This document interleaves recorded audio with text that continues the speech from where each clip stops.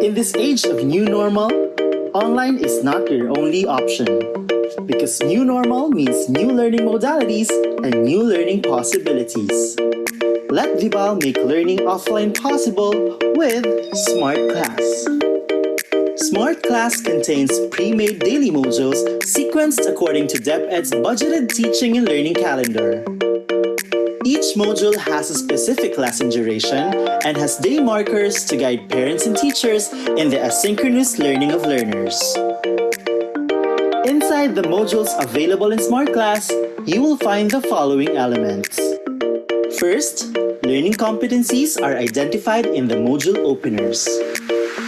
Kickstarters are available to test students' prior knowledge on the subject matter. This set of activities, found at the beginning of each lesson, may also serve as motivational activities. Parents of preschool to grade 2 students will also find notes to parents which contain tips and pointers on how they can guide their child while learning at home. Redefine your students' learning experience with the integration of augmented reality technology into images and illustrations available in Smart Class, making learning more interactive and exciting.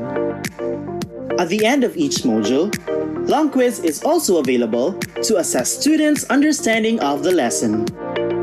Smart Class also features Wrap Up, a lesson ender activity that applies the constructivism theory of learning. In Wrap Up, students are expected to summarize the lesson on their own using a graphic organizer. You may also evaluate the quality of your students' learning by letting them practice their learning in real life through GRASP's formatted performance tasks. The content of Smart Class is designed for the entire academic year, and it is available for 5 major subjects.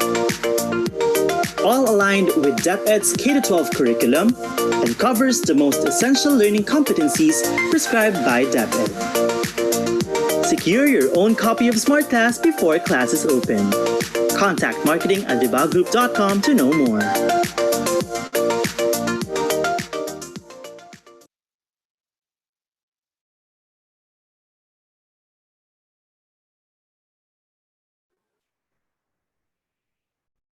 Good day, Kabibal, and welcome to our school opening webinar series. For the discussion this afternoon, our topic will be preparing the mindset of students towards distance education. Before we begin, take note of the following reminders. Make sure you are registered to the webinar to have your e-certificate of participation. Visit certificate.vivalgroup.com to generate your proof of attendance. Place your questions on the comment box allotted during the session and they will be addressed by our speaker later on. Share the video using hashtag LearnAsOnePH as our official hashtag to our Bibal webinars. Experience learning, Kabibal. And now, to proceed with our webinar this afternoon, it is my pleasure to introduce to you our distinguished speaker for today. Mr. Joram Kim Corcuera is a graduate of Bachelor in Secondary Education, major in English at the Philippine Normal University in 2011. He obtained his Master of Arts, major in Communication degree at the Ateneo de Manila University. Currently, he is taking his degree of Doctor of Philosophy, major in English Language at the University of Santo Tomas. He has been a teacher for almost a decade, and he has already taught English, literature, public speaking, and research classes. He also represented the Philippines in the various international research conferences about education and communication. He has been delivering CPD training sessions and teacher seminars across the country for more than 3 years. He is also into journalism, as he has already experienced handling a number of student publications in various schools and universities, including San Beda University and University of Santo Tomas. At present, he is working as a faculty member at the University of Santo Tomas Junior High School, where he teaches communication arts and journalism courses. Ladies and gentlemen, please welcome Mr. Joram Kim Corcuera. All right. Thank you, Miss Michelle, for that introduction. Again, good afternoon, my dear teachers, my fellow formators, and of course, if you have parents and some students watching the webinar, isang magandang hapon po sa inyong lahat. So as we start the new academic year, let us be reminded that this year is not going to be, of course, the usual, diba? It's going to be different. No doubt, it's not going to be easy. And it will be far different from what we used to had before. But I know that no amount of hardship can stop us teachers, educators, formators from fulfilling our mission, which is, of course, to mold the young individuals to become the best versions of themselves. Ladies and gentlemen, to those who are watching this webinar, good afternoon. Welcome to our session entitled Preparing the Mindset of Students Toward Distance Education. So again, just like what Ms. Michelle made mention earlier, so I am Mr. Joram Kim Corcuera, a graduate of the Philippine Normal University and of the Ateneo de Manila University. And right now, of course, I'm working as a faculty member at the University of Santo Tomas. So maybe this is not the first time that you saw me facilitating a specific webinar. And of course, right now, for those who have watched me before, you're already familiar that I always start all the webinars, all the teacher trainings, all the CPD trainings before when we still first can conduct physical trainings, okay, with a quote of the day. So today's quote of the day comes from Gloria, when she actually mentioned that learning must travel the distance from head to heart. Indeed, learning must never stop.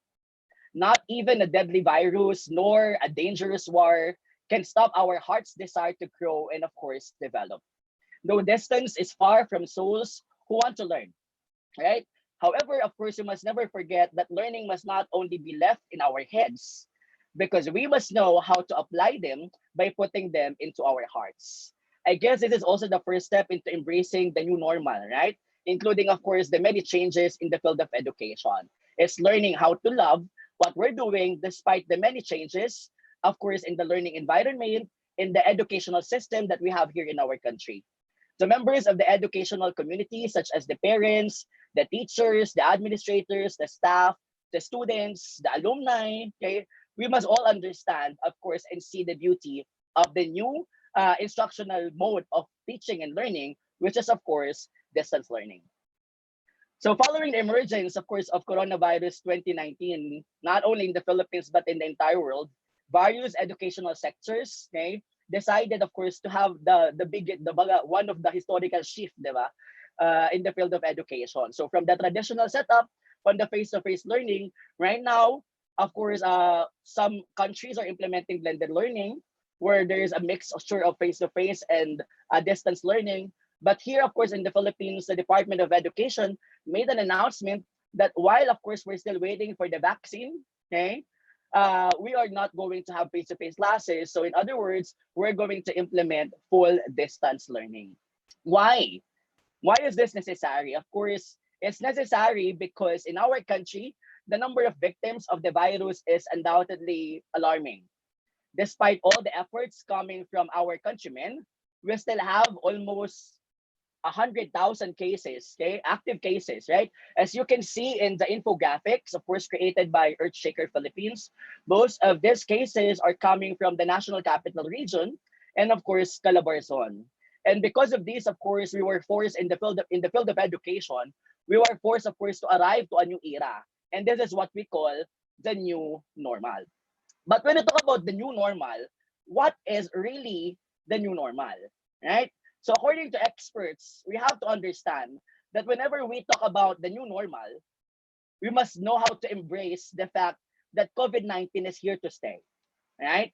We cannot find any immediate solutions to the virus, right? And the world, of course, is working out how to live with it. So that is, of course, when we talk about the new normal. Another thing when you say new normal, of course, physically, what are the things that we actually equip, di ba? We actually use. Ano yung dalawang bagay na lagi natin gamit? Especially when we will be going out, for example, to buy something essential or to go to work, to report for work if it's really necessary. Of course, di ba, we wear face masks, we wear face shields because this, of course, are already required, right? So aside from this, of course, itong mga mask na to, face shield na to, we do not only wear this whenever we go out. In fact, minsan kahit sa loob ng bahay natin, di ba? Yung ibang bata siguro they're playing video games but they have to get used to wearing masks and face shields, right? So ako kanina while waiting for this session, I was looking at my Twitter newsfeed and I saw in America, if I'm not mistaken, that's NCAA in America, ang volleyball nila nakamas na din. So imagine, of course, definitely that did not happen in the past. So ngayon lang yan. So it's primarily because it's the new normal. But what exactly is the new normal, right? So the new normal refers to a new way of living, going about our lives and work and interactions with other people. Okay. So it pertains to the new way of thinking about, deciding on, and doing our usual affairs when an invigorated sense to remain healthy. And of course, we have to embrace the fact that this new normal might take place for a very long time. In fact, its length would actually depend on the discovery of a possible cure or vaccine. Again, to simplify it, we talk about the new normal, it is finding new ways to do things, meaning to say, reporting for duty, let's say, for example, going out, going to the mall for leisure, for entertainment, or to get something that you really need. Okay. However, in doing these things, of course, you have to understand that the health, of course, and the safety, the security must remain a priority. Okay. Specifically, we talk about the new normal. Okay. It has changed, of course, our practices inside our homes. Diba? Sa amin dito sa bahay, we used to entertain guests, but right now we really try to avoid entertaining guests because of course we do not know kung may travel history ba yung mga yan, sinong nakasalamuha sa labas, and then the like. Another thing, whenever we go out, pag uwi, automatic maliligo, di ba? Dati, isang beses lang naliligo or dalawang beses lang naliligo, umaga and then gabi, right? Another thing that changed, of course, would have to be the things that we do in the workplace, right? So, right now, whenever you need to go to work, you need to fill up a health declaration form. Before, if you're absent, that's the time that you, and if you're sick, that's the time that you file a leave of absence. Doon ka lang nagpa-file ng health declaration. But right now, if you would be entering, for example, the work premises, it is a must for you to fill up, of course, a health declaration form. Another thing, of course, ngayon, naging normal na yung online meetings, right? So, itong webinar, for example, for professional growth, dati hindi naman uso talaga yung webinar, di ba? Uso talaga, we have to attend physically a specific webinar. Kailangan yung physical presence natin nandun. But right now, of course, because of the many things that change, new normal na din itong mga online meetings. Specifically in schools, syempre, di ba, sa field natin, right? Right now, and kami po sa UST, we already open our classes. So right now, we're implementing full online distance learning, which will also call, of course, our new normal. Diba? Because before naman is, from time to time, we conduct online classes, but then hindi kami nag-full online. But ngayon, of course, a lot of schools have already started, kumbaga, open the academic year and embracing, of course, the new normal, yung full online, at least for the first semester. So, on that note, pag sinabi natin new normal sa field of education, I think this picture summarizes everything, right? Okay, so we'll talk about this picture. Of course, this is distance learning, where people and members of the educational community are connected, of course, regardless if they're coming from different parts of the world. Kahapon may nabasa ko, if I'm not mistaken, that is an article from Rappler ata or from a local news paper. Sabi doon, a DLSU student is attending online classes from Japan. Tapos nag-comment yung isa kong kakilala na taga-US, sabi na, ako din, meron din akong kilala from UST naman. Nag-aaral din siya sa Japan, din siya umaattend na online classes. So definitely, distance learning made those things possible. Di ba dati kasi if you will be traveling, parang wala ka ng choice kundi maging absent. Right? But right now, because of this kind of teaching modality, these things are made possible. But specifically here in our country, of course, the Department of Education clearly, okay, na sinabi nila, in-state nila that they're after blended learning. Okay? So blended learning, of course, is a mixture of face-to-face classes and online learning. However, right now, sabi nga po ni Secretary Briones, this is something that we cannot implement yet. Why? Because we cannot force our students to go out. Kahit tayo, we cannot go out, right? Because just to attend classes. Of course, we have to understand the risk and the danger that these things actually, kumbaga, nadadala sa atin. So definitely, we're not going to have blended learning, at least siguro in the first semester. Diba sabi nga po nila, hanggat walang vaccine, walang face-to-face. Right? So with that, of course, we have no choice but to press the button. We have to click that enter button to yes to distance learning. Because sabi ko nga, we cannot go out. So we're given with no option. Diba? So if you want, of course, to continue doing what we do best, of course, which is to mold our students to become the best versions of themselves, then we have no choice but to, of course, embrace, di ba, distance learning.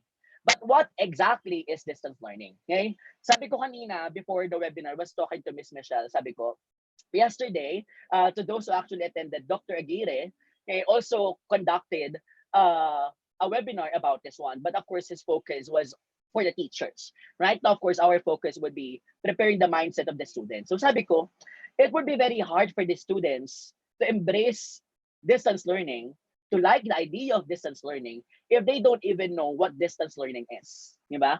Sa ating teachers, we're familiar because this has been taught to us when back then in college, when we attended webinars, trainings, naintindihan na natin. But for our students, they don't understand distance learning.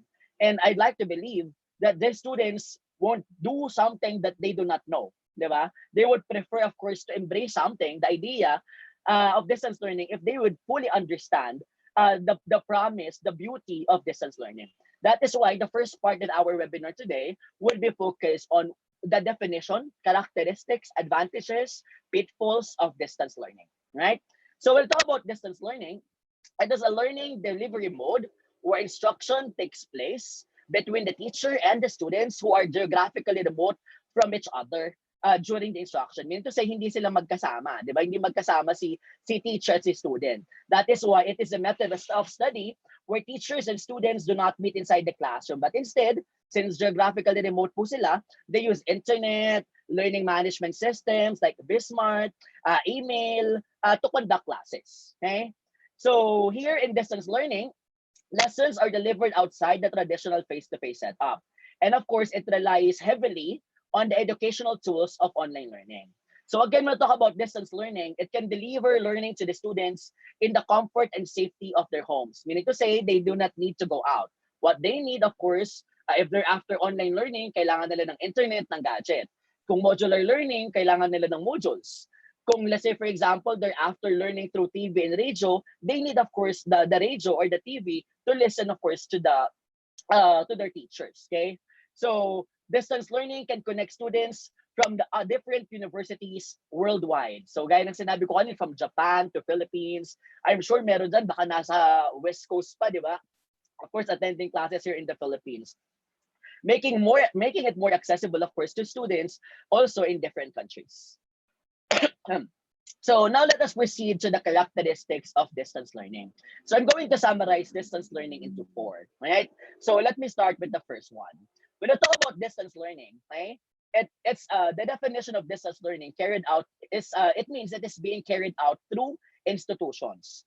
It is not self-study or a non-academic learning environment. Meaning to say, my dear teachers, hindi pag sinabi nating distance learning, hindi pwedeng yung bata on his own mag-aaral na lang nang hindi naka-enroll, for example, in a DepEd institution.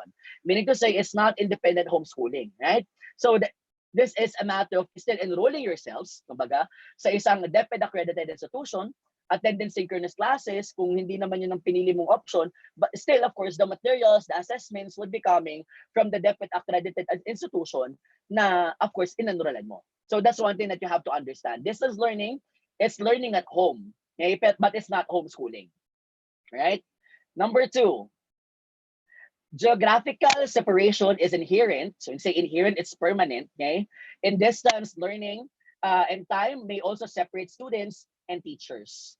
Indeed, accessibility and convenience are important advantages of this mode of education. Well-designed programs can also bridge intellectual, cultural, and social differences between students. So in other words, some cultural differences, let's use it, di ba, para mas ma-enrich pa natin yung discussion, yung lesson natin.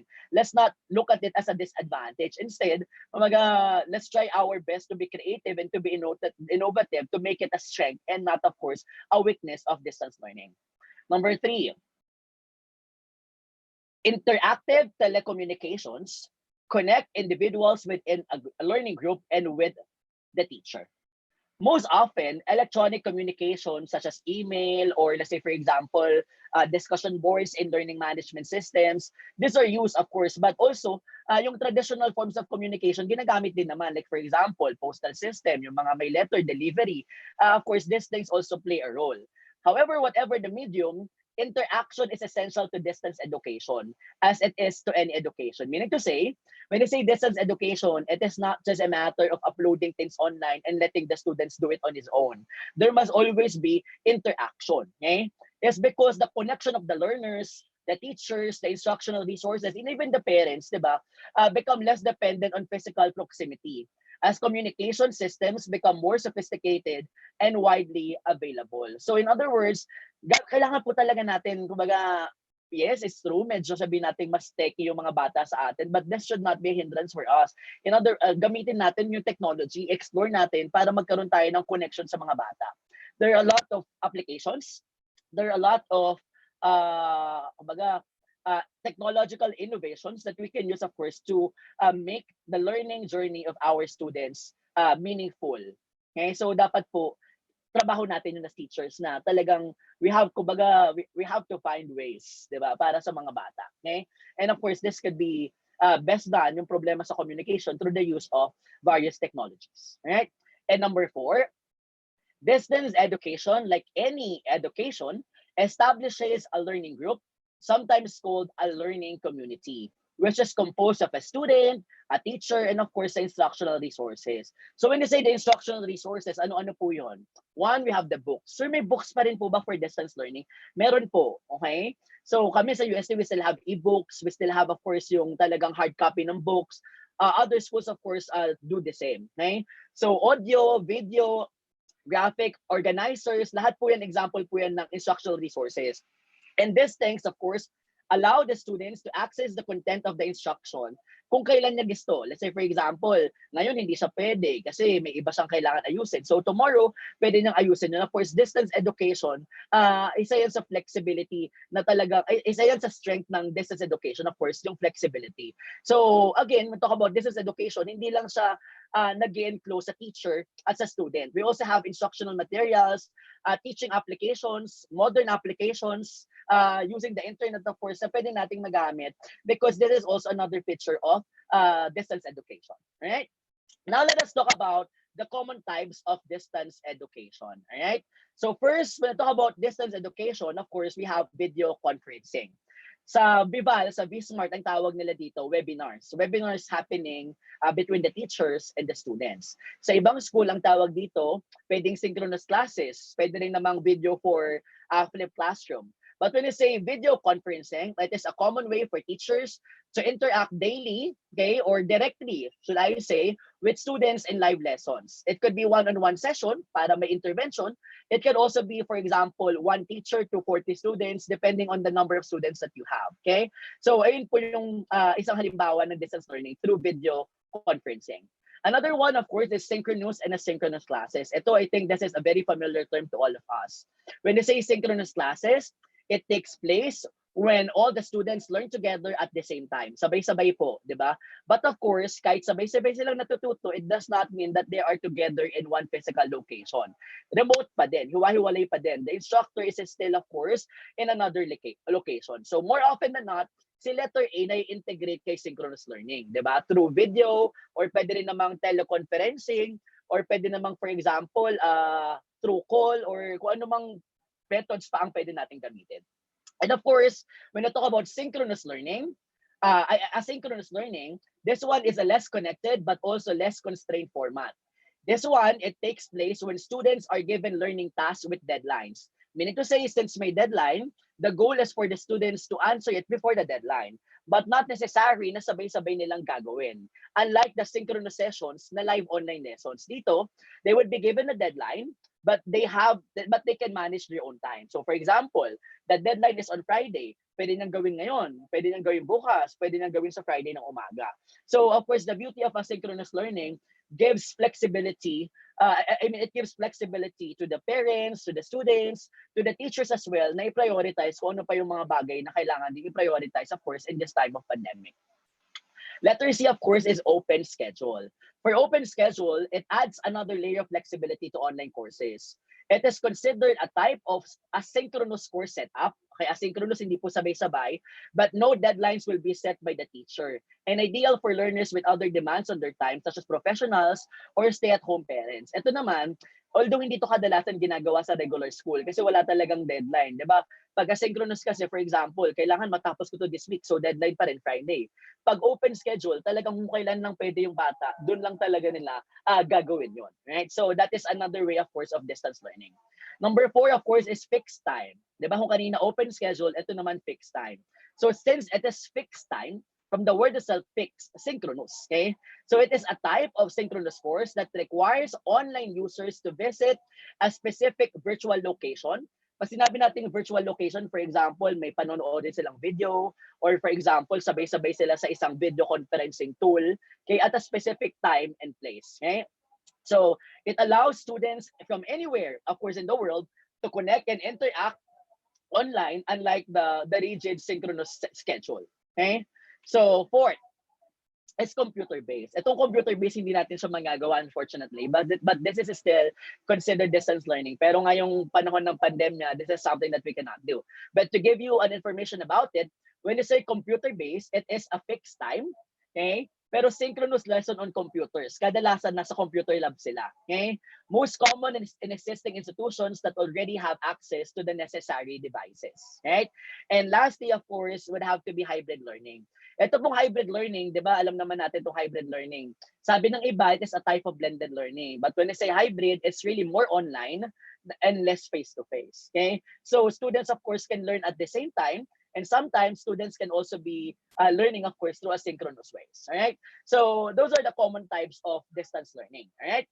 So now let us talk about the benefits. Di ba sabi nga natin, how would we convince the students that this is something na para sa kanila? Di ba right now, if you would be scrolling your newsfeed sa social media, one of the many things na common na mababasa, nakakalungkot man, is online learning is not for me. Di ba?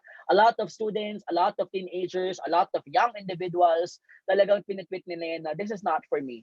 Meron nga ako nabasa parang, willing akong wag na magbakasyon, basta magkaroon na ng face-to-face classes because this is not really for me. Right? But of course, para matulungan natin sa kanila, they need to understand that distance learning also shares, of course, a different set of benefits na baka namang ma-discover din nila, of course, while doing distance learning. So we'll talk about the benefits. Ano-ano po ba yung benefits ng distance learning? Number 1, of course, is flexibility. Students can choose when, where, and how they learn by selecting the time, place, and medium for education. Indeed, this is, kumbaga, hindi to debatable, di ba? The top benefit of distance education is its flexibility. Okay? Why? Because as a student, you are given the freedom to choose when, where, how you want to learn, anong petsa mo gustong buksan yan, paano mo gusto matuto, and the like. For those who want to learn, for example, directly from the teachers, they can attend, of course, the video conferencing tools or watch the videos provided by the teacher.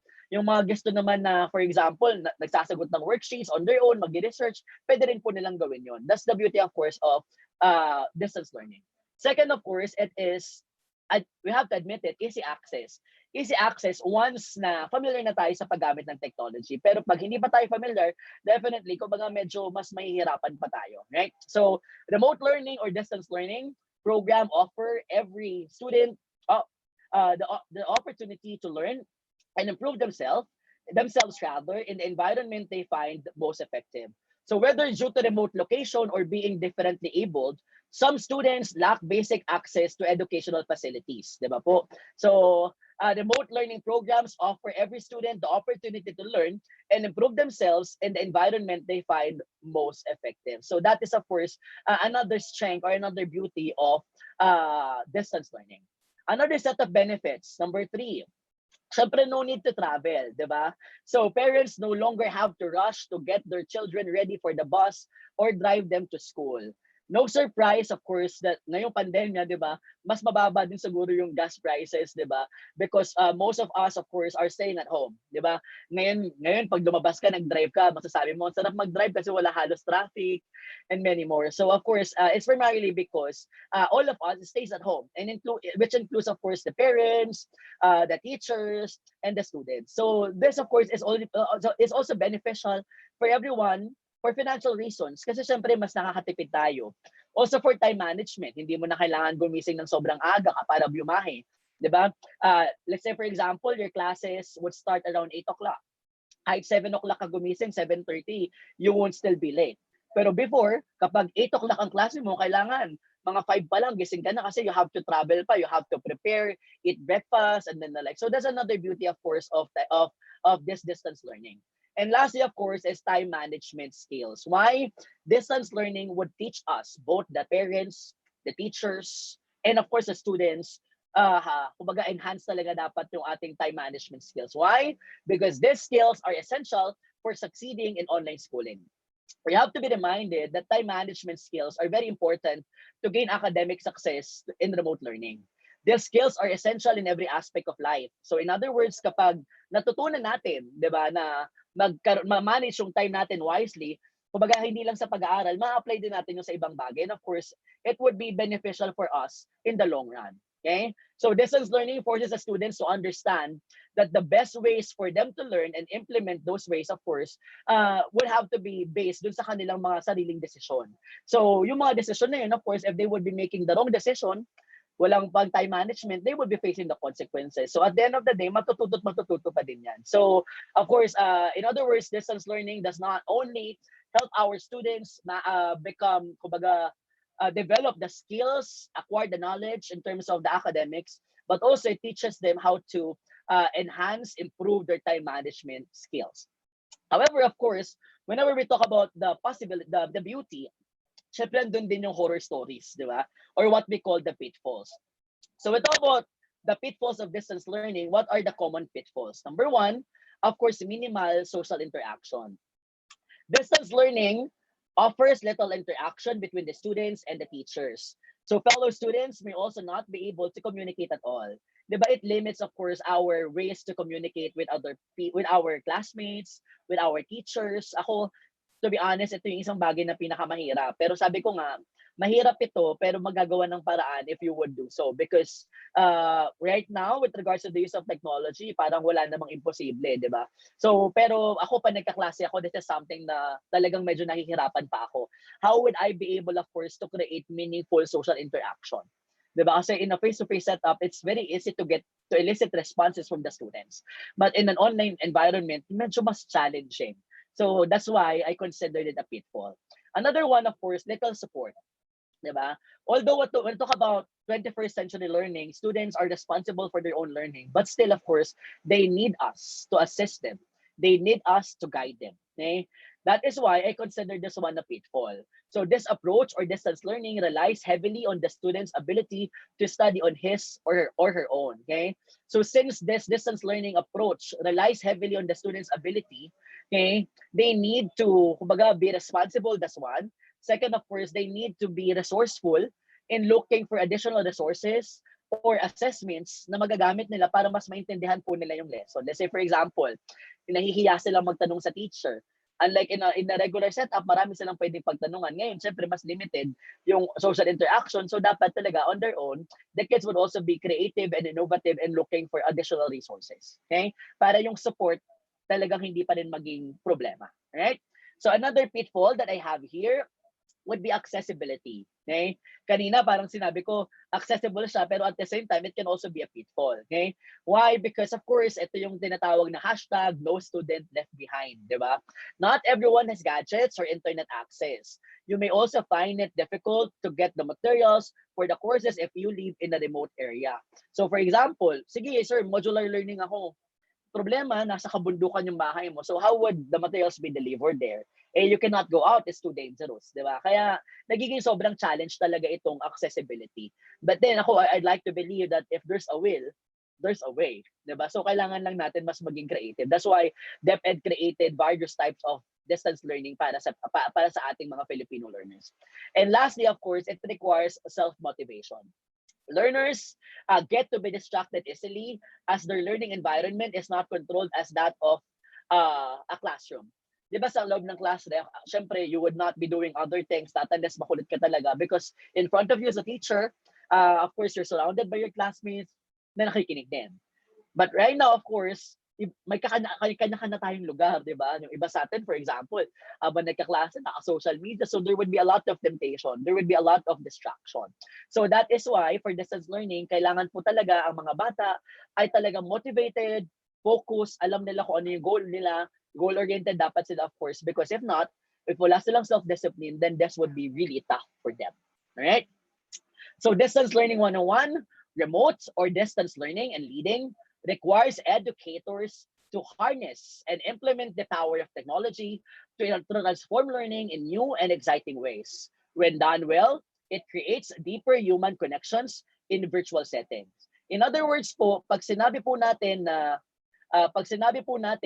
na distance learning, gaya nung sinabi ko kanina, we must accept the fact na ang paggamit ng technology ay talagang makakatulong.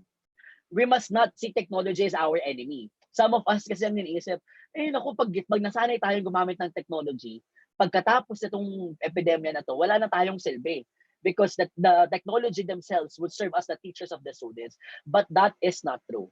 Gaya dito, sinabi dito, di ba, parang the power of technology to transform learning. But then again, it has to be implemented well by the teachers. So in other words, technology, if not properly utilized by the educators, would have no purpose. So wag tayong matakot. Instead, let's maximize it. Wag nating i-avoid kasi kakampi natin sila. Kakampi natin yung mga gadgets, yung mga applications na to. So we must work hand in hand with them to of course create a better learning environment for our students. That is why here in the Philippines, the Department of Education, sabi nila, may tatlong ways ang distance learning na i-implement in the Philippines.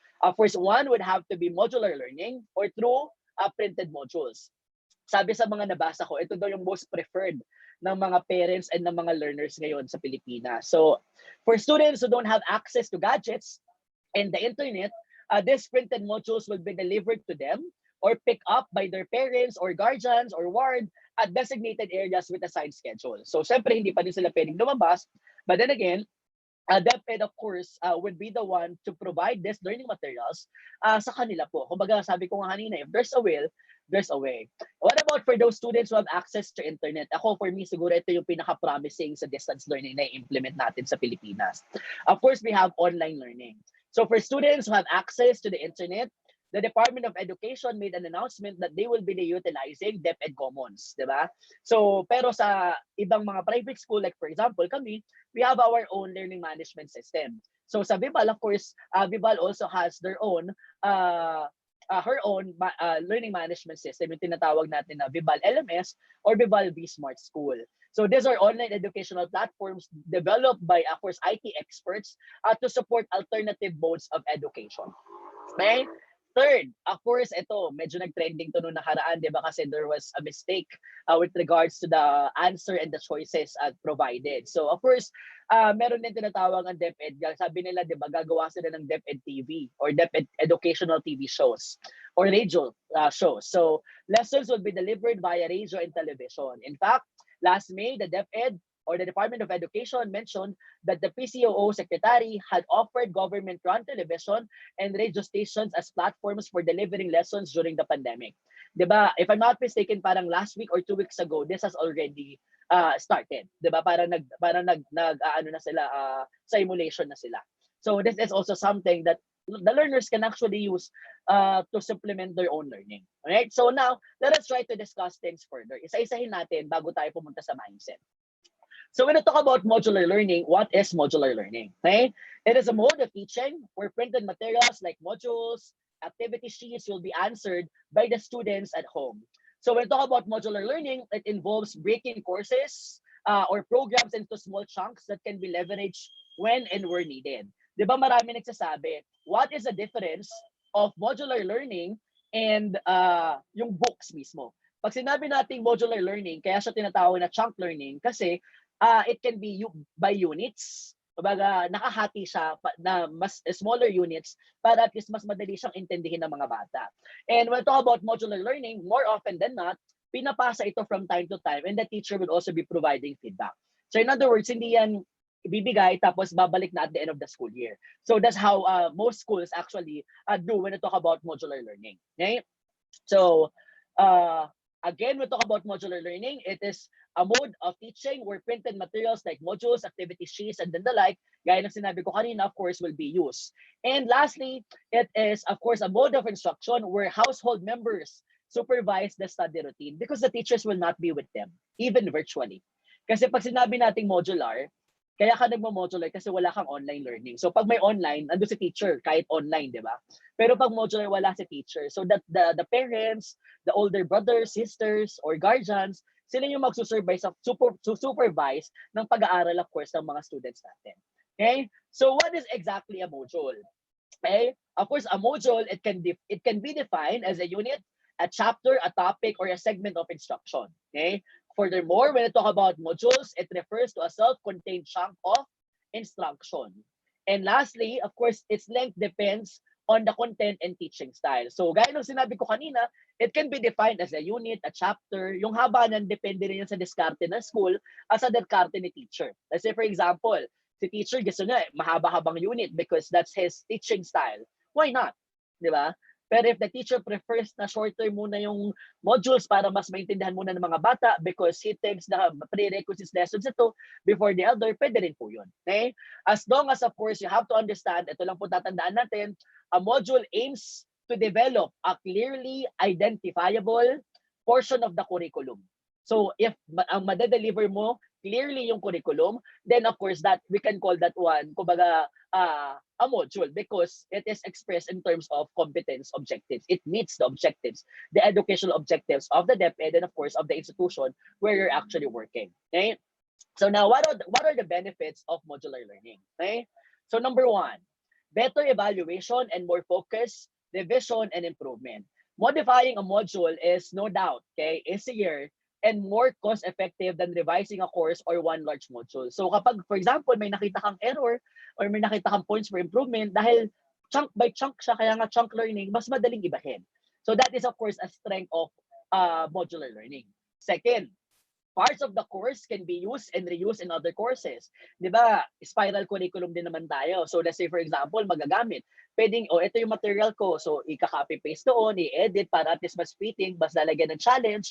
So, it can be, of course, kumbaga shared content din tayo. So, of course, it makes things a bit easier. That's another advantage of modular learning. As long as we meet, of course, the learning objectives, especially the most essential learning competencies stated, of course, by the and given, of course, by the Department of Education. And number three, courses are more flexible and easier to convert for delivery in other formats. So kapag modular, of course, let's say for example, yung module na yon, pwede mong gamitin yun for online learning.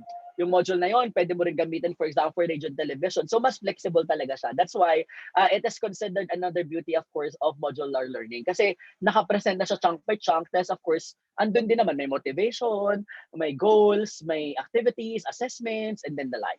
And lastly, of course, we have here, it enhances learner astronomy. Modular instruction is an alternative instructional design that uses developed instructional materials which are based on the needs of the students. Here in modular learning, students are encouraged to work on various activities that are interesting and challenging to maintain focus, attention, thereby encouraging independent study. Okay? So because of that, of course, the students engage themselves in learning concepts presented on the module. So they develop, of course, on their own the sense of responsibility. Gaya ng sabi ko kanina, in 21st century learning, the students must know how to be responsible for their own learning. So sa modular learning, ganun yun. Kasi if they would not be studying it, if they would not be doing what's in the module, they would not be learning. So that's why they develop a sense of responsibility in accomplishing the task provided, of course, in the module.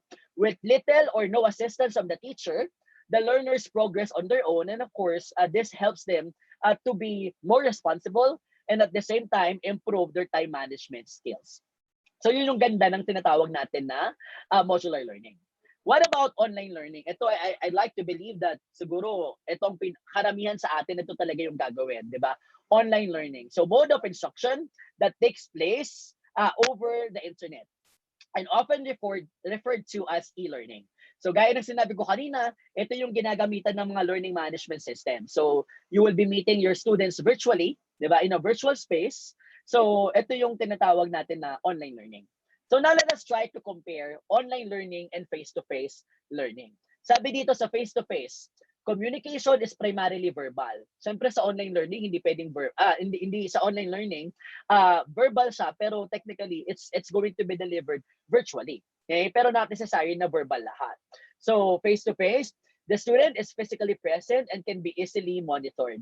So sa online learning, ito isa sa disadvantage. Kahit i-require mo lahat ng estudyante mo na mag-on ng cameras, hindi mo pa din sila makikita lahat-lahat kasi of course your eyes would be focused on the PowerPoint. Right now, for example, in my screen, andito yung PowerPoint, andito yung Zoom na camera. So technically, right now, I'm looking at the PowerPoint. So habang nakatingin ako doon, hindi ko naman makikita agad yung itsura ko sa camera. So the more na, ganun din sa klase, sa virtual class, synchronous class, hindi mo rin makikita lahat ng ginagawa ng lahat ng bata. That's why monitoring online is harder than in face-to-face. Here, students work on a specific subject at specific times. 'Di ba? Kadalasan kapag face-to-face classes, hindi naman uso ang synchronous activity. 'Di ba? Pero for online classes, of course, this has been a trend because this addresses our needs. Kumbaga, it helps us provide our other priorities. Kumbaga, mas mabibigyan natin ng oras yung mas kailangan. And of course, the most vocal students are the ones who participate the most, which is of course different from online learning. Tingnan naman po natin yung sa online part. Student may feel alone and unsupported. Indeed. Ito po yung isa siguro sa nakakalungkot din na part. Some students, lalo na yung mga hindi nagtatanong, isipin nila, parang parang hindi ko naiintindihan, so ayoko na intindihin. 'Di ba? Parang nalulungkot na lang sila. Sabi nga nila, 'di ba, parang may mga post din po online. I'm not sure if you also read the same thing. Sabi parang what they miss the most from face-to-face classes is the emotional touch. Yung emotional touch daw na binibigay ni teacher at binibigay ng mga kaklase nila, mga kaibigan nila. So that's something, of course, that they will be missing in virtual education. Next, students have choice in when and where to work because, of course, online learning promotes flexibility. Okay, so it allows students to access information in their most convenient time and, of course, in their most preferred format. Students can be at different places in the curriculum, just like what I told you. That's the beauty of distance learning. It would not matter if you are in America, if you are in Brazil, if you are in Thailand, o 'di ba? Kumbaga pwede sabay-sabay pa rin tayo magtutuno. Basta ibibigay sa inyo oras if it's synchronous. If it is asynchronous, a deadline of course will be given. Lastly, of course, curriculum is delivered through a learning management system. In fact, there are a lot of Facebook groups na parang they're claiming na wala silang learning management system. So what they will be using is Facebook as their own learning management system. So of course, ito talagang pinakita ng teachers na kailangan maging creative. Let's say for example, unfortunately, hindi pa talaga kaya ng school magkumuha ng isang facility online. So what they do, they use what is of course available, which is of course a Facebook group, 'di ba? Facebook Messenger group. Doon sila gumagawa ng mga activities and they're using Facebook and other social media tools as learning management systems. Okay? So what are the things na parehas naman po for face-to-face and online? Students interact with content, definitely. In face-to-face, kahit naman ano si teacher, at times talagang ang estudyante would also exert effort para mas intindihin yung lesson. Siguro mas mabigat lang yung responsibility online because the students, of course, would also have to exert talagang effort in understanding the lessons should they be encountering some difficulties. Next, of course, structure is important. You need clear objectives, need immediate feedback, standard and curriculum, teacher monitor and assess. So in other words, yung assessment, yung objectives, lahat naman yung kailangan pa din. Whenever there are face-to-face classes, we present objectives to our students. Actually, mas crucial siya sa online. Bakit po? Para makita ng bata, nakinig nga ako kay teacher online. Ang tanong, na-meet ko ba yung objectives? Because if not, then the student would have to do something about it. Let's say, for example, nakalagay doon objectives. The student should be able to use the common usage, for example, the commonly confused words and meaningful sentences. Ang nagawa lang ng bata, naintindihan niya yung definition ng word pero hindi na kayang gamitin sa sentence. So in other words, the job of the student is not yet done. Okay? So the student must, on his own, explore hanggang ma-meet niya yung objectives. If hindi, that's the time, of course, that he or she talks with the teacher and asks for intervention or assistance. All right? Now, the biggest question is online learning effective?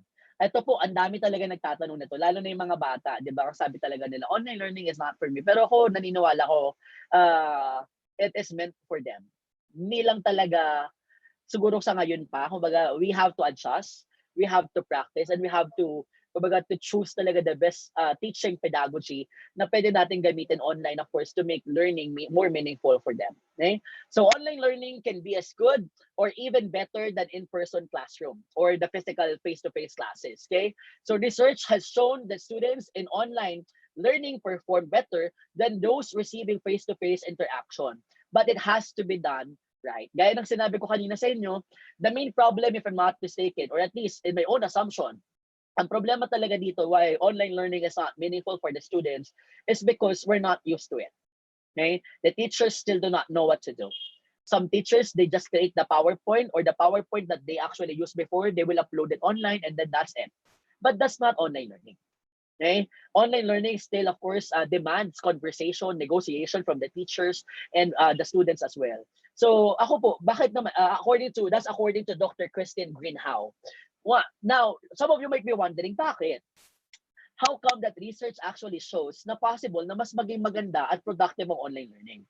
It's primarily because we have to understand and we must never forget that our learners are members of the Generation Z. They are digital natives. And as digital natives and as members of the Generation Z, they have innate skills of using technology. So in other words, they're very comfortable in using the virtual space. Okay? Kaya lang, ang tanong, tayo ba teachers, komportable na? Because if we're not comfortable, then mararamdaman ng bata yan. And of course, it would greatly affect their learning. So that's something, of course, that we have to address. Now let's proceed with the advantages of online learning. So what are the beauty or what are the strengths of online learning? One, online learning allows students to go at their own pace and on their own time. Gaya ng sinabi ko po sa inyo, it is inevitable the students, one, would encounter, kumbaga, for example, health issues or problems sa lugar nila. Meron ako naging estudyante na parang nagkaroon ng konting, for example, syempre yung emotional impact nitong COVID medyo mabigat. So kung talagang, for example, if you think you're not ready for the job or ready for example, to study, then that's the time, of course, na pwede ka pang mag-leave na onting oras, of course, and access these things in your own pace and your most convenient time. So that's the beauty, of course, of online learning. Kumbaga, the students are given flexibility with regards to how they want to learn, and of course, paano sila matututo, saan sila matututo, at kailan nila i-access yung mga mga instructional materials that you will be uploading para matuto. Second, online learning allows instructors and teachers to experiment with educational technology innovations. Ako po, I'd like to believe that this is a beauty of online learning, pero kailangan matutunan natin, di ba? Online learning makes the educational journey of the students more personalized and flexible. That is why if we would be, like for example, employing gamification, papasukan natin na sa damakmak na activities, so the use of Kahoot, Mentimeter, and other applications, then we have to expect that the retention rates would be higher. So mas matagal, hindi lang sila memorization, nandun din yung skill development. So that's something that it is possible, of course, to be done in an online setup. Third, students who have high levels of self-regulatory capacity may benefit from self-paced projects that allow them to move ahead in the work more quickly. Diba, we have to understand that learners in the 21st century are diverse. Not only dun sa multiple intelligences nila, na some of them kinesthetic, some of them, for example, into art, into language, kundi yung capacity din nila to learn. Some of them would be slow learners, some of them would be average, and some, of course, would be fast. So kung fast learner ka, mataas ang self-regulatory capacity mo, you would not be bored. Of course, you can kumbaga, go beyond your classmates, research, kumbaga, add supplementary materials that would actually kumbaga, feed you with the information, not to be thirsty and hungry for more learning. Okay? Next. Of course, another one, online learning is an excellent way to increase student engagement. Kanina share ko sa inyo, sabi ko, isa pa to sa bagay na nahihirapan ako. I have to admit that one. But then according to a lot of researches, this is possible. Okay?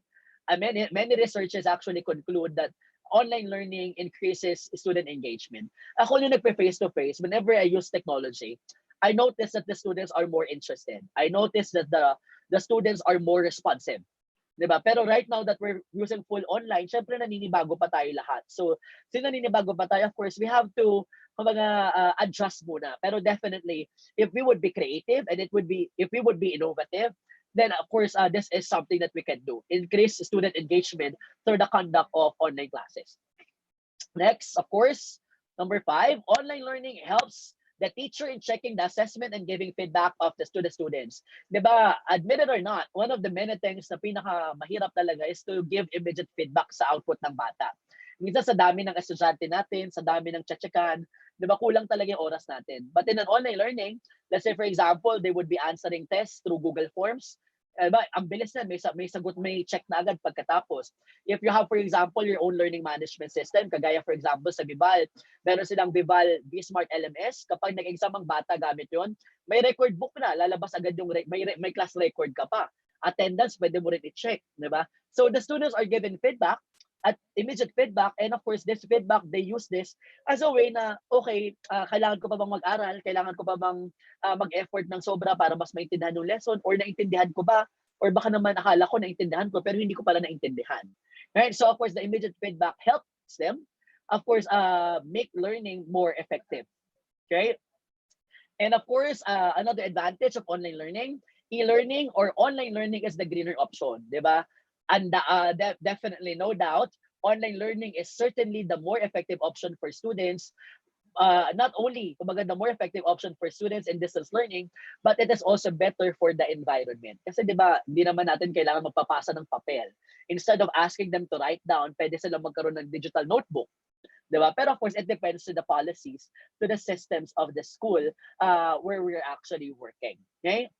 So always remember, according to Dr. Christine Greenhow, educators cannot just scan the textbook, record the lesson, and put them online and expect the same or better learning. Ito yung sinabi ko rin po kanina that I have to reiterate kasi I'd like to believe that some of us teachers, misconception ito. Some of us are thinking na, ay, i-upload ko lang to, yung PowerPoint ko dati, okay na to. O yung Manila paper na sanlatan ko dati, itatype ko lang, isasend ko sa bata, that's it. But that is not online learning. Okay? We have to make it personalized. Diba? We have to be creative. We have to be innovative. Okay? Para at least mas matuto po yung bata. This is the biggest disadvantage of online learning. If we teachers do not know what is it, diba?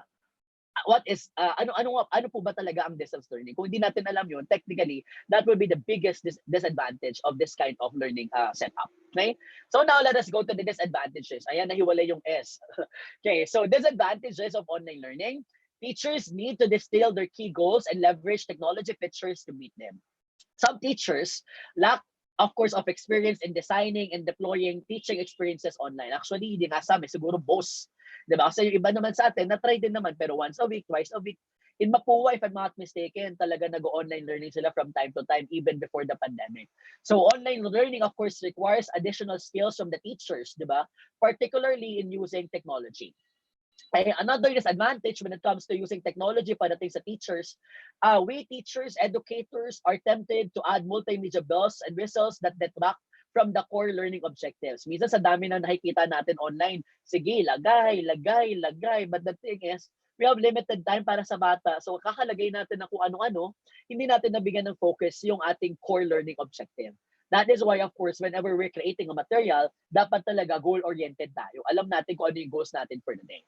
Second disadvantage, online learning provides insufficient support for vulnerable learners. And in other words, online learning might even harm more those who need the most help. Kumbaga yung mga may sabi natin slow learners, parang mas mahihirapan pa sila dito kasi nga definitely they have to learn on their own. But of course, this does not go for all. Kasi may mga bata na mas pabor sa kanila itong online learning kasi siguro the parents would be there with them, or baka naman dahil mas komportable sila sa setup na ganito, kaya siguro mas okay sa kanila. But at least for most students who badly need help, baka mas maging kumbaga mahirap sa kanila itong instructional delivery mode na ito.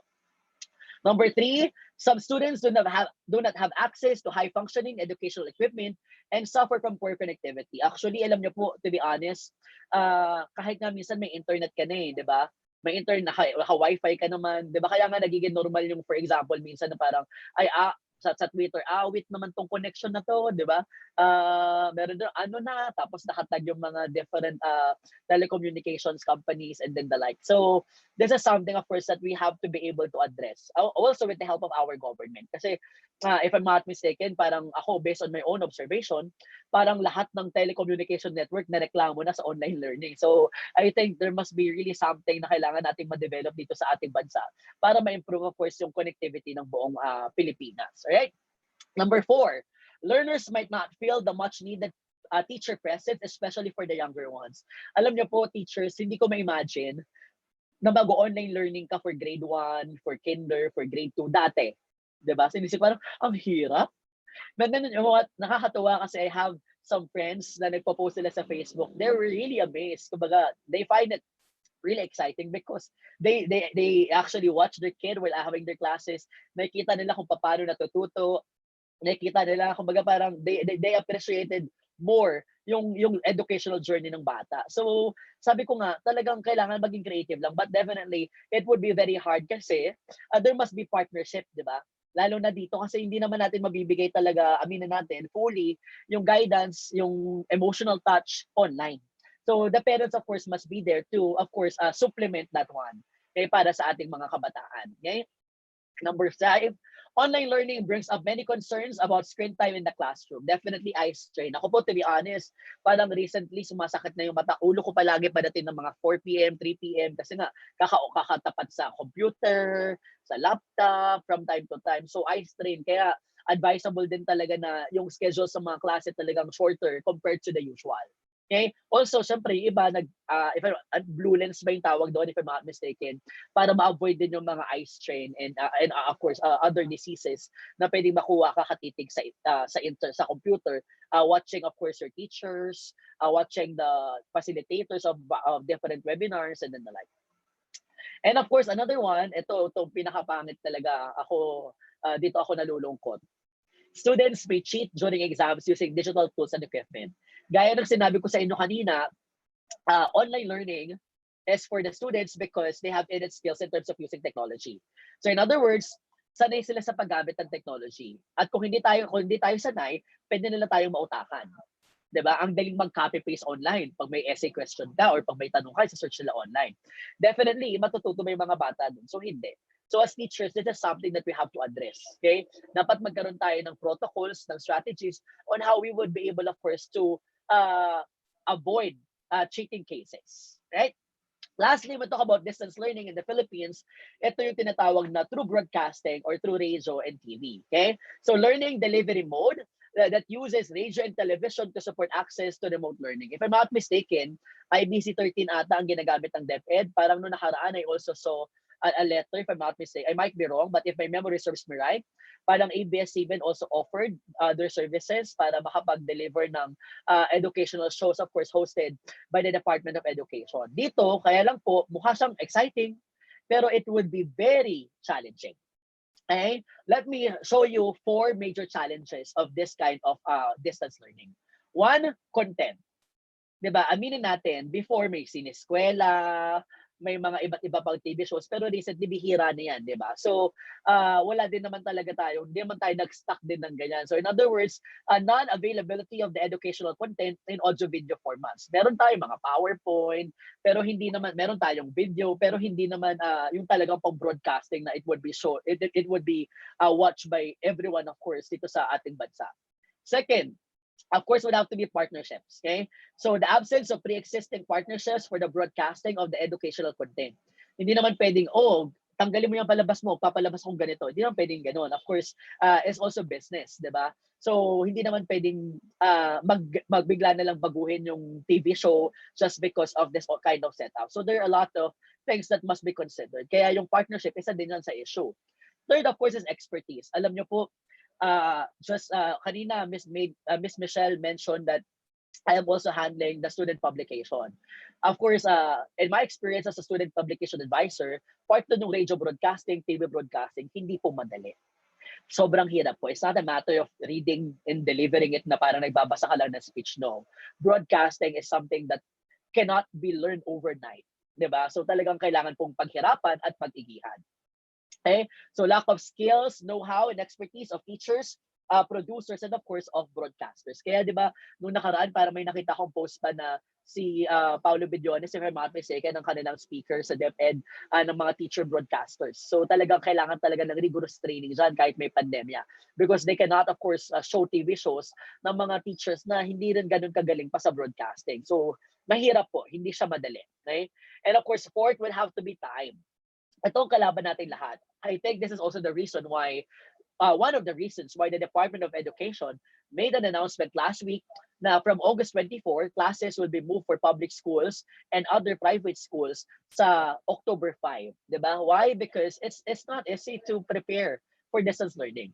Here dito po sa TV and radio, difficulties of different countries in producing content both in quantity and quality in short time. They have limited time for training. Magsusulat pa ng script yan, magpa-practice pa yan, mag-edit ng video, mag-shoot. So, ang dami pong kailangan gawin, right? And of course, time is badly needed. So, in other words, hindi po madali, right? Hindi madali ang distance learning because there are a lot of changes. Pero ko po, what I believe is your body or our body can stand almost anything. It's our mind that we cannot convince. So, in other words, it's all in the mind, di ba? Yung mindset natin, yun yung tunay na what matters the most. If we would be thinking that we cannot do it, then definitely we cannot do it. If the students would be thinking, okay, this online learning is not for me, then definitely online learning will not be for them. But if the students would be thinking, ay, para sa akin to, gagawin ko to dahil gusto ko matuto, then definitely it will help them. Diba? Because it's all in the mind, right? So as teachers, our job, of course, is to help our students embrace the idea that online learning is for them. Diba? Hindi yan pasakit, hindi yan pahirap para sa kanila. This is something, of course, that would be beneficial for them in the long run. So now, the question is how? Paano po ba natin i-overcome yung challenge na to? Okay? So allow me to show you 7 steps, okay, to academic success. All right? So let's start with the first one. Okay? The first one, of course, is becoming and staying responsible for themselves. High motivation is required to complete distant courses because the day-to-day contact with teachers and other students is typically lacking. Diba? Instructors can help motivate distant students by providing consistent and timely feedback. So, ito po kasi yung challenge yan eh. How would we help our students become responsible for their own learning? Diba? Of course, as instructors, ang pwede natin gawin, we give timely feedback because it encourages them to do better. Okay? So, and of course, it also helps reinforce effective student study habits. Okay? Second, owning one's strengths, desires, skills, and needs. Our students, it is really a must, they need to recognize their strengths and their limitations. Hindi pwedeng sasabak na lang sila lang hindi nila alam kung ano yung kaya nila at ano yung hindi nila kaya at ano yung kailangan nilang improve pa. Okay? The students need to understand that their learning goals and objectives. Kaya nga po, ito po yung manggagaling sa atin. So it's really a partnership between the teachers and the students. Okay? So the instructor can help the students to explore their strengths and limitations and their learning goals and objectives by assuming a facilitative role in the learning process. Providing opportunities tayo pong teachers for students to share their personal learning goals and objectives for a course helps them to make learning more meaningful and increases motivation. So we also have to give them a first chance to prove and to show what they actually learn. Okay? So third, monitoring and increasing self-esteem. Ako po, honestly speaking, ang lagi kong sinasabi sa mga bata ko, parang nothing is impossible as long as they would be able to believe what they can do. Nothing is possible. But sky is the limit. I always tell them that everything would not be easy at first, at the beginning, but sooner or later, if they would be doing their part, if there would be exerting extra effort, then definitely, brighter days are coming, right? So distant students, our remote students, the online learners, they may be afraid of their ability to do well in a course, diba? Student performance is enhanced if learners set aside time for their instructional activities and if they receive family support in their academic endeavors. So the instructor can maintain student self-esteem by providing timely feedback and of course by building a stronger connection with the parents of the students. In other words, our words as teachers, the words of the parents as formators, malaking bagay po ito to increase the self-esteem of the students. We have to make them feel that they can do it. Hindi yung tipong tayo mismo, sinasabi natin na, ay, ang pangit talaga ng online learning. Diba? Kasi kung ganun yung pag-iisip natin, ganun din yung isipin ng bata, ay wala talagang mangyayari. Diba? It starts, of course, by creating the right mindset. So how do we create the right mindset? We will show, of course, na ito dapat yung kind of thinking nila. Diba? So we help them. We increase their self-esteem and their self-confidence, right? And of course, number 4, relating to others. Students often learn most effectively when they have opportunity to interact with other students.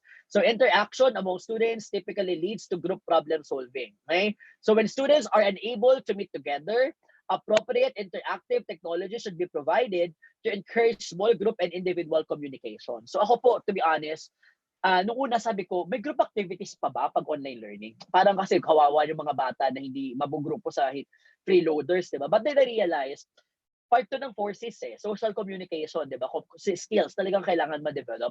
Aside from that, the students must feel that they are not alone, right? That they also have their peers with them, experiencing the same thing, doing their best to survive, to be better. And of course, pag naramdaman nila to, it would help them, of course, overcome the challenge of distance learning, right? Next, clarifying what is learned. So distant students or remote students or the online learners need to reflect on what they are learning. Okay, they need to examine the existing knowledge frameworks in their heads and know how these are being added or changed by incoming information. How do we measure them? One, of course, by giving examination, pen and paper exams, by giving them class presentations, performance tasks, or other opportunities for the students and the teacher, of course, to assess learning. So mahalaga po yan. We have to clarify to them from time to time, ano pa yung naintindihan nila? Baka mamaya mali na po sila naiintindihan, right? So that is another way, of course, of ensuring na talagang we would be surviving online learning. Next is redefining what legitimate knowledge is. Adult learners or our students nowadays may find it difficult to accept that their own experience and reflections are legitimate knowledge. If the instructor takes a facilitative rather than authoritative role, students will see their own experience as valuable and as important to further learning. So in fact, researchers suggest that having learners use first-person language to help them claim ownership of personal values, experiences, and insights. In other words po, wag natin kunin kung ano yung role na ng bata. Gone are the days that, of course, we serve as the main actors and the main actresses of our own classrooms. This time, our own virtual classrooms. Okay? The students must also feel, kumbaga, yung how to be a facilitator. Right? It would not be, saka hindi lang po pwede na parang tayo lang palagi na tayo lang authority, tayo lang masusunod and the like. Right? And lastly, of course, dealing with content. So student learning is enhanced when content is related to examples. Ang tawag ko dito palagi, ibalik mo sila sa realidad. Diba? For example, I taught Romeo and Juliet. So nando kami sa mundo ni Romeo at ni Juliet. Pero after the lesson, kailangan ko sila ibalik sa realidad. I have to connect the world of Romeo and Juliet to Anglo-Saxon literature, to the world that we are actually, kumbaga, where we are living right now. So connect them. Of course, connect to reality, synthesis. Ito yung tinatawag nating dealing with content. Para at least mas maging meaningful sa kanila yung ginagawa nila. Mas maging meaningful sa kanila yung learning experiences nila. And if we would be following all those things, then definitely there's no way but for them to gain academic success. That is for sure. Kumbaga, walang duda yan, right? So after sharing with you, of course, how to overcome challenges when it comes to distant learning, mahalaga din, of course, that our students would have a digital mindset, di ba? In the field of education, the goal is not only to supply the students with skills and knowledge, but also, of course, to foster the ability to problem solve and, of course, to take challenges, to surpass challenges, because this help our students to tackle issues that they face outside the school. Okay, that's why a lot of researchers have demonstrated that the mindset, ang pag-iisip po ng mga kabataan ngayon, plays as a critical factor that impacts how comfortable and motivated they are when posed with a new or difficult problem to solve. In other words, right now that we're dealing with something new, okay, an innovation, ang tawag ko nga dito is a learning innovation, itong distance learning, dapat ang mindset ng bata nasa positive side. Pag nasa negative kasi yan, it means it would be harder for them, of course, to fully grasp the beauty of distance learning. Now, allow me to present to you, of course, the two different types of mindset. Ang tinatawag natin na fixed mindset and, of course, growth mindset. As you can see in the picture, of course, yung fixed mindset nakalagay that ignores feedback, doesn't try, gives up easily, avoid challenges, mistakes are bad. Why? Kasi ito yung mindset ng mga bata na parang, online learning is not for me. So wala na akong gagawin. Kasi hindi nga para sa akin. So kung ganun ang pag-iisip ng bata, hindi sila matututo. That's why we're here, right? If they have that kind of mindset, then we have to change that mindset to growth mindset. We have to make them think na, okay, learning comes from failure. We learn from mistakes. So we just need to put more effort. We have to embrace challenges like this, for example, distance learning. And we have to learn from feedback. So that is the growth mindset. So kailan po ba ito nagsimula at sino nagpasimula itong mindset po na to? Of course, Dr. Carol Dweck, a professor from Stanford University, spent decades, a lot of time examining how students' own theories of intelligence reflect their behavioral and psychological response to academic challenges, just like, of course, this one, online learning. So along with her colleagues, Dr. Dweck found that the student's approach to a challenge is typically aligned with one of the two outlooks on intelligence. It can either be fixed, gaya ng sinabi ko kanina, they don't really welcome opportunities, or it can be growth mindset, yung mindset na pwedeng magbago, right? So specifically, of course, for obvious na to students who possess a growth mindset are more motivated to learn. So these are the students who really try their best to take on challenges, surpass the challenges. So of course, the rate of academic success is higher for them rather than for those students who have the fixed mindset. Okay, so this is what we call, of course, the mindset theory. Okay, according to the mindset theory, students who possess a fixed mindset believe that intelligence is stable and cannot change. Yun nga, for example, ay bago to hindi ako natututo, so hindi para sa akin. Dati, for example, no face-to-face setup, bobo talaga ako sa math, kaya tanggap ko na yun. Bang English lang ako. Kaya hindi talaga ako marunong mag-English, hanggang numbers lang ako. That's fixed mindset, right? But of course, students with a growth mindset believe that their intelligence can be improved with work. So, itong mga may growth mindset, ito naman yung mga estudyante na, I know, mahina ako sa English, I would have to read books, I would have to listen to, like for example, TV shows that uses the English language for me to develop my speaking skills, my capabilities as a speaker. Right? Pero kapag yung fixed mindset ka, hindi na ako mag-e-effort, nagsasayang lang ako ng oras. So, yun po yung dalawang pag-iisip ng mga bata ngayon. So, dapat, syempre, we have to help them develop the growth mindset. Right? Now, how do we help them develop the growth mindset? Right? So, meron po tayong 4. Okay? So, number 1, praising the student's effort, not the student's intelligence. So, wag nating sabihin na, ang talino mo talaga. Kasi baka ma-receive ng bata, di ba, pang matalino lang yan, bobo nga ako. Di ba? So, that's something that, although ako, hindi ako naniniwalang may tao bobo, kasi hindi naman talaga totoo yun, right? So, lamang lang sa kasipagan yung isa over, of course, that specific person. So, research has demonstrated that praising a student's intelligence is not really the best way to motivate the student's learning. Okay? So students praised for intelligence over effort typically display less task persistence, less task enjoyment, and worse task performance on future tasks after a failure than students who were praised for the same effort in the same situation. Kasi inisip niya, pinuri mo ako dahil matalino ko, hindi naman mawawala yung talino kahit hindi ako mag-aaral. Right? Pero pag pinuri mo ko dahil masipag ako, I have to continue working on, I have to continue, of course, na maging masipag. Because this is something na pinupuri mo. Of course, as a student, we want to be appreciated. So that's something that I will be doing. Right? Second, comforting students who are struggling by providing them less work. So when teachers comfort students who are struggling by providing them less work or less challenging tasks, they may inadvertently demotivate those students to persist through future challenges. So as teachers, 21st century teachers, we're also coaches. Di ba kapag coaches, kapag let's say for example, natalo ang team mo, what do you do? Di ba? You motivate them. Hindi mo sila sabihin, ay naku, talunan talaga tayo. Hindi pwedeng ganun. We have to comfort them and we have to teach them a lesson. And teaching them a lesson, of course, is providing intervention. Ito yung tinatawag natin na binibigay nating tulong, especially to those who are really struggling. Ano po yung panibawang tulong na yon? Pwede, for example, mas onti yung binibigay mong trabaho sa kanya para at least slowly, hindi siya na-overwhelm na, ay, dami kong gagawin, hindi ko pa nga naintindihan doon, nadagdagan pa. So, tulungan din natin yung mga bata, right? So, we have to understand that learners right now are there first. Number 3, inspire and support students, not judge them. Okay. Researchers prove the importance of the role of the teacher in inspiring and in supporting the students. Okay, and of course, not in judging the students. Rather than deciding who is smart, who is not, the role of the teacher in a growth mindset-focused classroom is to collaborate with students to grow everyone's knowledge. Kumbaga, you have to be a teacher not only for those who are good, but you have to be a teacher for all students. Huwag mong i-judge na, uy, baksa ka dati, so mahina yan. Huwag na yan, ayoko na dyan.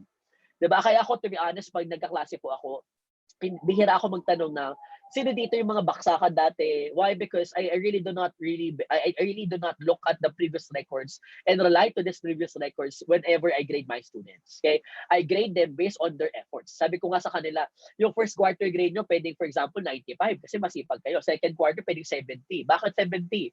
Eh kung nagbago kayo eh, 'di ba? So that is of course a grade for a specific quarter, right?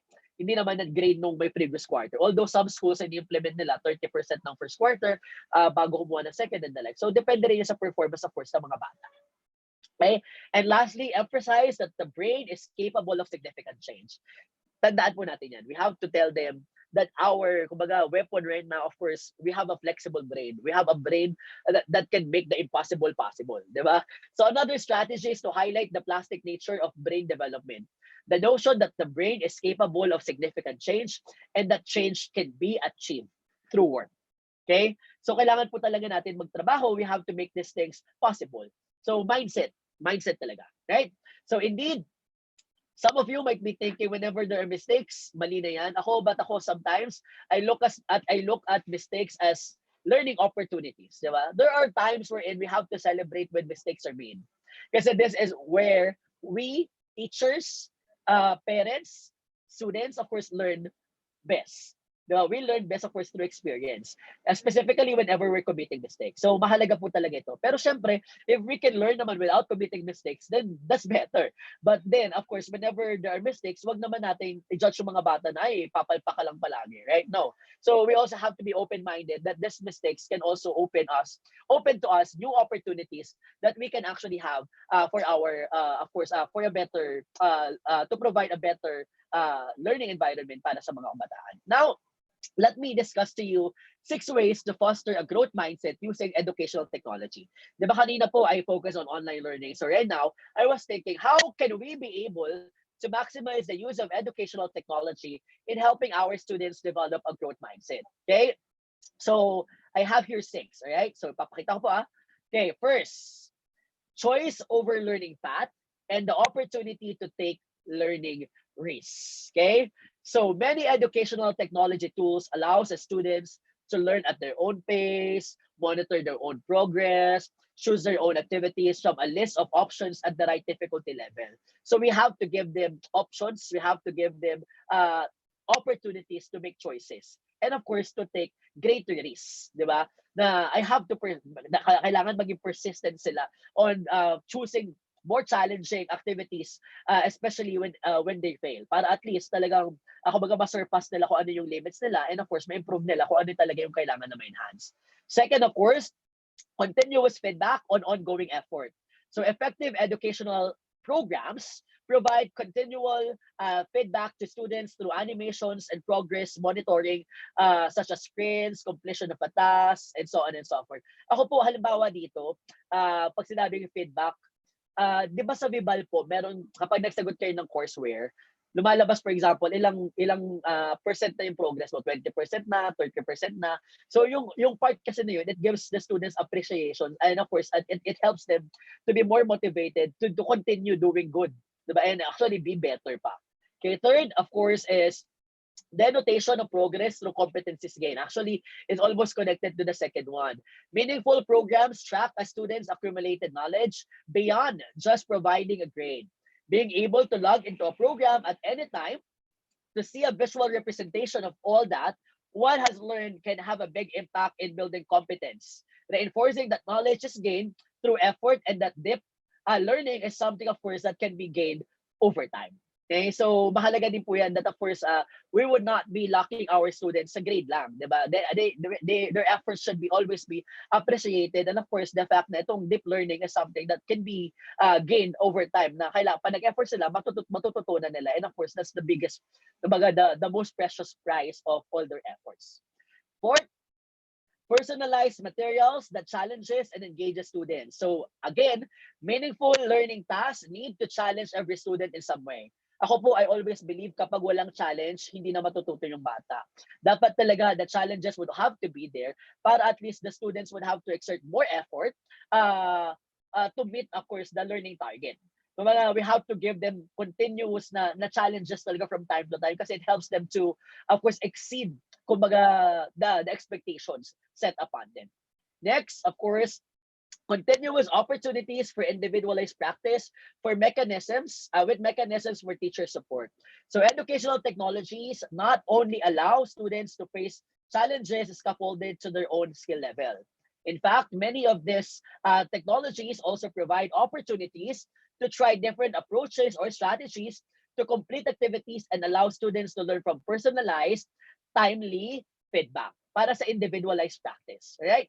And of course, lastly, letter F, fostering supportive classrooms and school-to-home connections. So here, of course, engaging educational technologies can be a way for students to talk about where they are, where they have been, and where they are going in the educational technology program. So kailangan po, siyempre, yung connection talaga, sobrang, it would play a significant role. Students can celebrate each other's successes. Let's say, for example, nakatapos na ako, so that is something that is worth celebrating. So, and of course, through these various educational platforms, we can offer the assurance na when there are challenging tasks, okay, we are here for them. But the mentors are here for them. Their peers are here for them. So it helps them. It helps the students, of course, develop the growth mindset. Na I'm not alone. So I'm with my mentors. I'm with my friends. So this is something that I should not be afraid of doing. All right. Now, so having said all of those things, nakita naman siguro natin kung gaano po kahalaga yung mindset, right? So indeed, mindset are students' beliefs about learning and school. Students who hold learning mindsets are more motivated to take on challenging work, persist in the face of setbacks, and achieve at higher levels. And of course, this kind of mindset, the growth mindset specifically, would play a very important role in conquering the many challenges posed upon, of course, not only by distance learning, but also by the virus, the coronavirus. Hindi natin alam kung kailan ito matatapos. But definitely, if we want to help our students, let's start, of course, with the first step. We have to help them, okay, grow.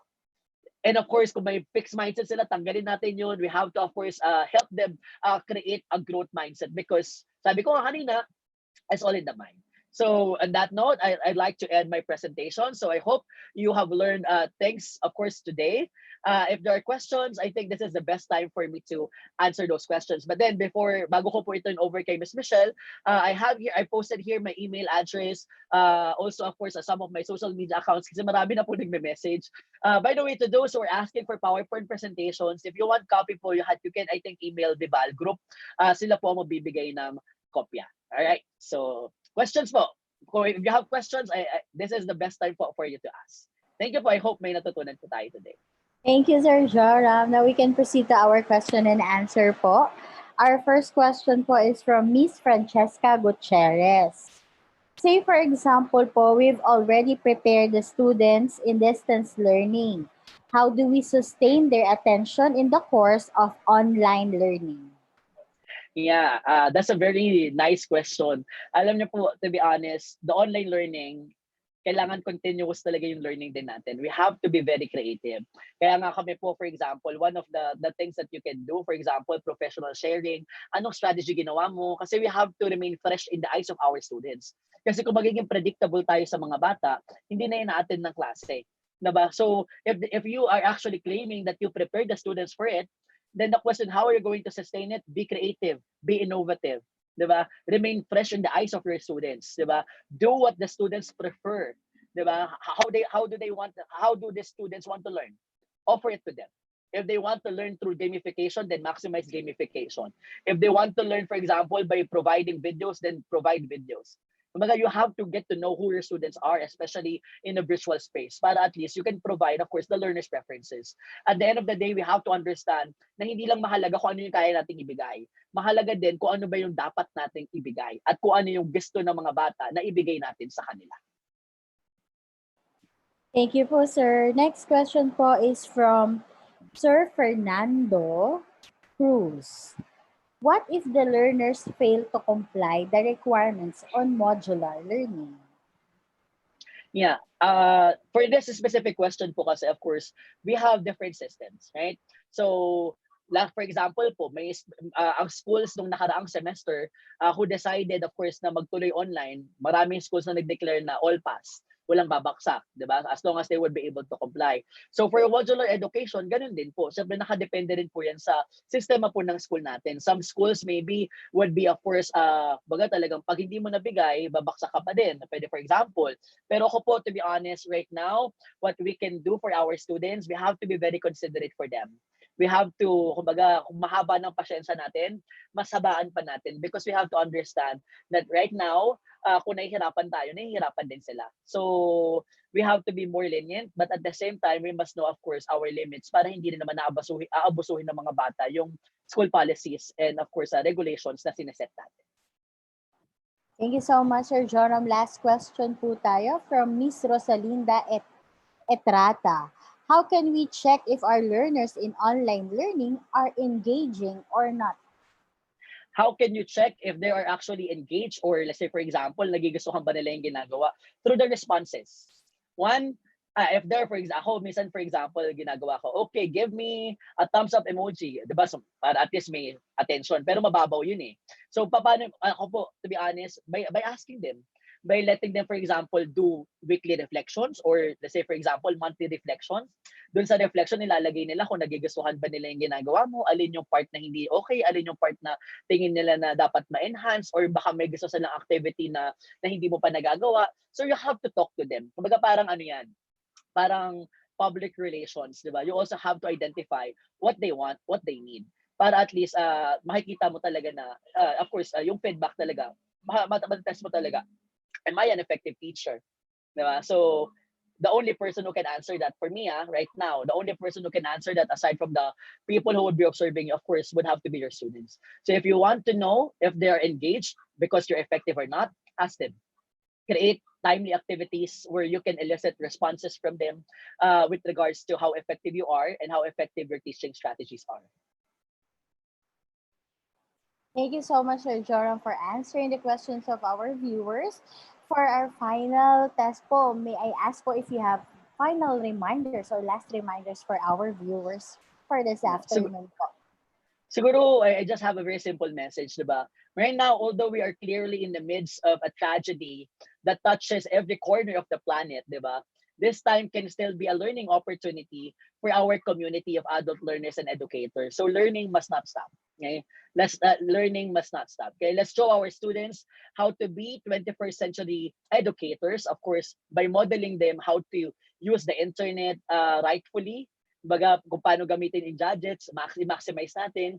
And of course, I like to believe that nothing is impossible. Through the use of technology, everyone will be connected, of course, global community of students and teachers. So it's going to be challenging. But then again, sabi ko nga kanina at the start of the webinar, if we truly have the heart for teaching, then nothing is really impossible. Yun lang po. Sana po may natutunan kayo. Thank you po for watching. There we have it. In behalf of Ibal Group Incorporated, I would like to thank you, Sir Joram, for being our speaker for this afternoon webinar series, for giving us this insightful and comprehensive learning session. As always po, it is an honor to have you with our session. And of course, Thank you rin po sa Ibal. And to all the Kabibal viewers, all thanks to you for your continuous patronage to our daily learning session. Magkita-kita po tayo muli mamaya para sa ating Learn at Home series. And again, maraming salamat po at magandang araw sa ating lahat. Goodbye!